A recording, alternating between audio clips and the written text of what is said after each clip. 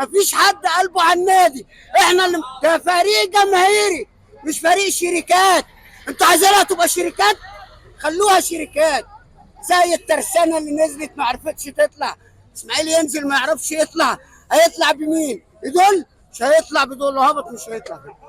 اسماعيل مش هيطلع. الجماهير خايفه من ايه؟ خايفين من الهبوط. احنا على ارضنا، هبطنا يا باشا، على ارضنا، على ارضنا وبنفسنا. احنا خلاص هنبقى تريقه، هنبقى مهزله. فرع الشركات شجع ناس صغيره عندهم امكانيه، بس طلعوا امكانيه يلعبوا كوره. في ايه؟ ما تلعب كوره، العب كوره عشان تبقى حلو، الناس تتفرج عليك. انت ماشي مديرتك، عارفين انت مديرتك كده، العب يا عم. احنا جايين نشجعك، انت جايين نشجع نادي. احنا خلاص يا باشا، كل سنه وانت طيب. اداره هي عاجبها على كده، صفقات، استثمار، خلاص خلوه بقى نادي شركات، اكتبوا عليه نادي شركات.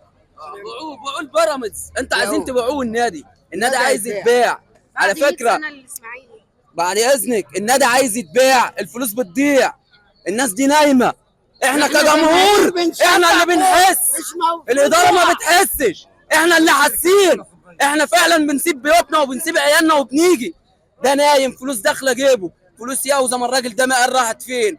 فلوس عبد الرحمن مجدي اللي راح بيراميدز راحت فين؟ انت بعت لاعبين ب 100 مليون، عبد الرحمن ب 50 مليون، الساعي ب 50 مليون. فين الفلوس دي؟ الفلوس دي راحت فين اصلا؟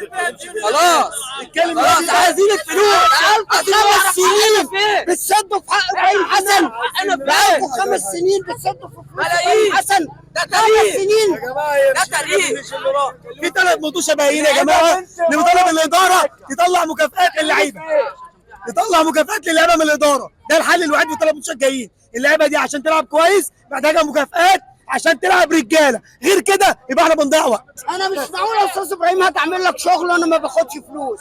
معلش، انا لو جيت اشتغل عندك في شقتك، لو جيت اشتغل عندك وما بتدينيش عرق كويس، انا مش هدي لك شغل كويس. ولا ايه؟ طالما ما فيش فلوس. حسبي الله ونعم الوكيل فيهم. اتحاد الكوره كله مش هينفع. في حكم فار الماتش اللي فات تستدعي الحكم عشان خاطر يطرد اللعيب بتاع الاسماعيلي. اداره فاشله برضه، ومنظومه فاشله، واتحاد الكوره فاشل، والحكام فاشلين.